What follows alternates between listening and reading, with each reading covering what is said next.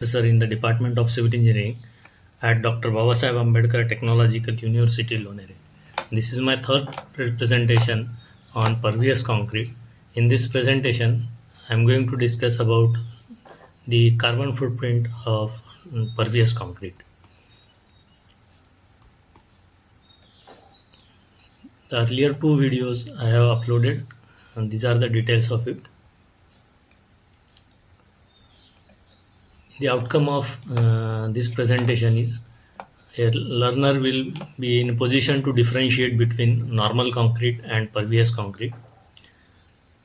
He can understand what are the applications of pervious concrete and will be able to calculate the carbon footprint of pervious concrete. These are the list of codes and standards used for week 1 video.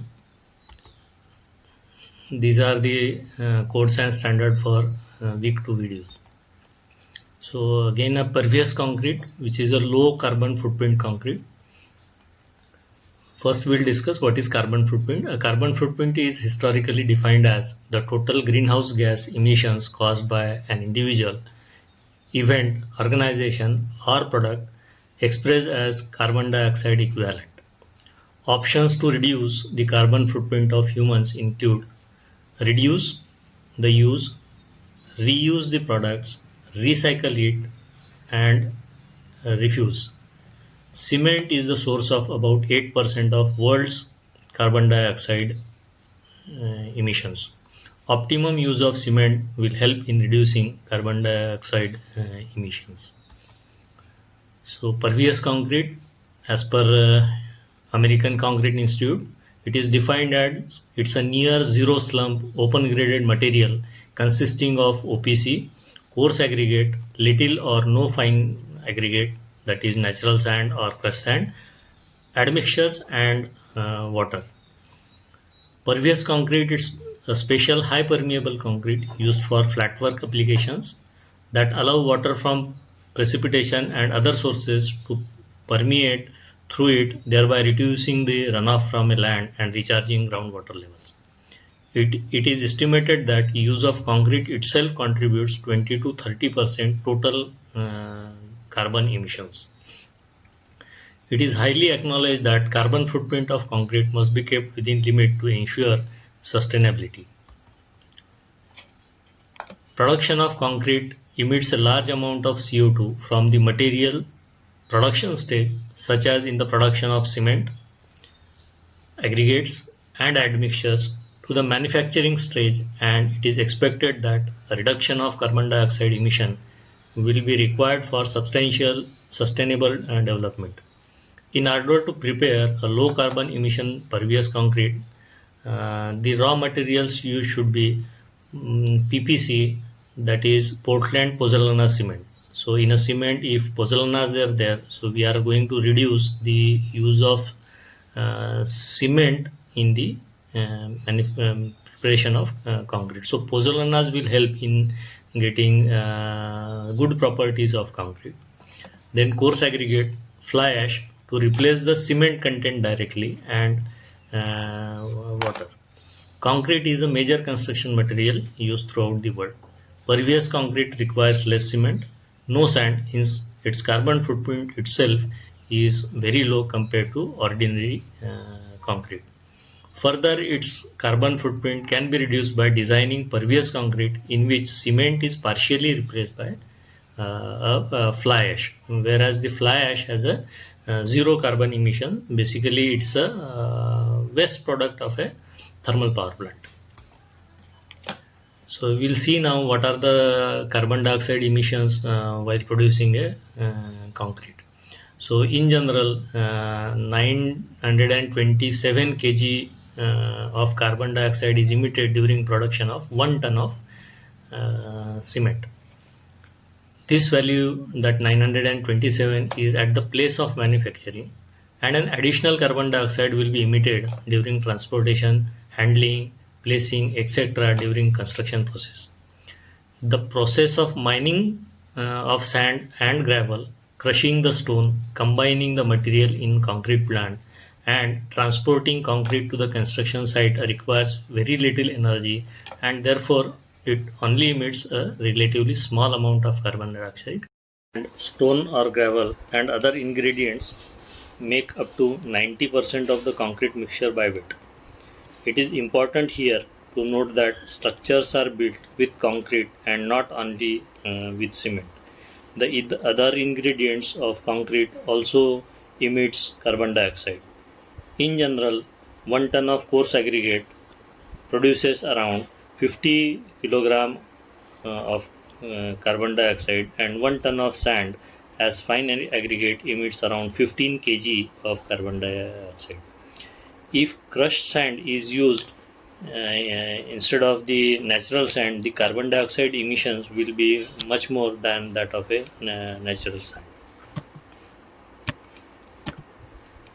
Here we can see the sample calculations for carbon footprint of pervious concrete.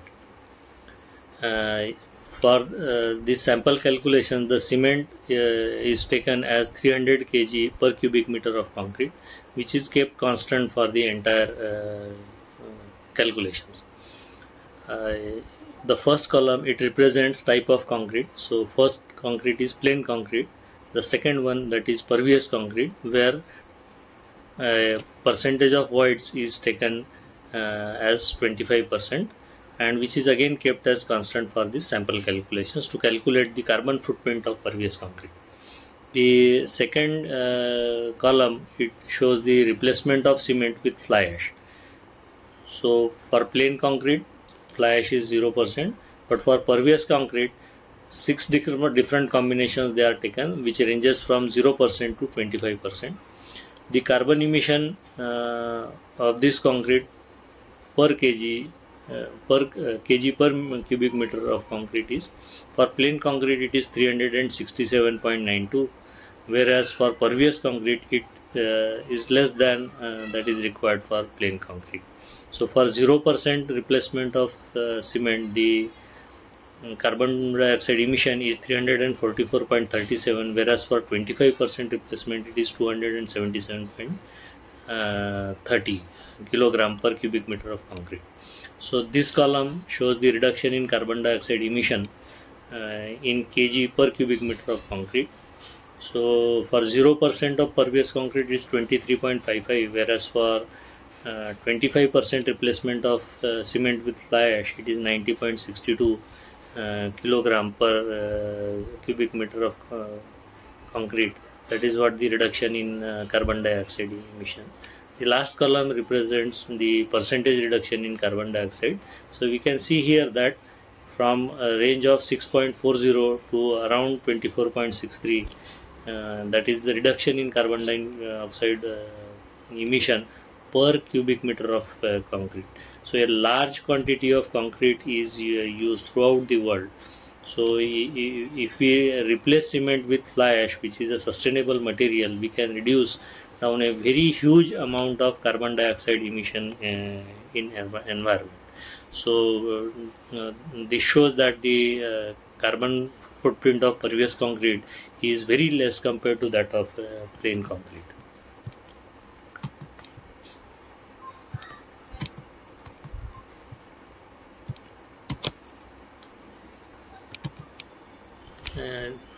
This is last slide in which conclusions are mentioned here. Keeping in view the above facts while designing a pervious concrete mix, concrete should be partially replaced with fly ash to get reduction in carbon footprint of the designed pervious concrete with respect to conventional pervious concrete. Pervious concrete with 100% cement has 6.4% less carbon emission compared to ordinary normal concrete. The carbon emissions for various samples of pervious concrete by replacing cement with fly ash has shown that the carbon emission in the preparation of concrete is very, very less compared to that of ordinary concrete. Pervious concrete having 25% cement replacement with fly ash shows 24.63% reduction in carbon emission. Thus, it's clear that increased cement replacement with fly ash had reduced the carbon emissions.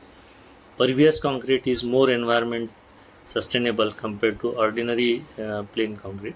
it's possible to reduce the carbon emission up to 25% in comparison to the conventional concrete. From this, it can be concluded that the partial replacement of cement by fly ash in pervious concrete. So from this, it can be concluded that the partial replacement of cement by fly ash in pervious concrete would certainly help in reducing carbon footprint of concrete, which minimizes the depletion of natural resources. And these are the references used for this presentation. Thank you very much for viewing my presentation. Thanks.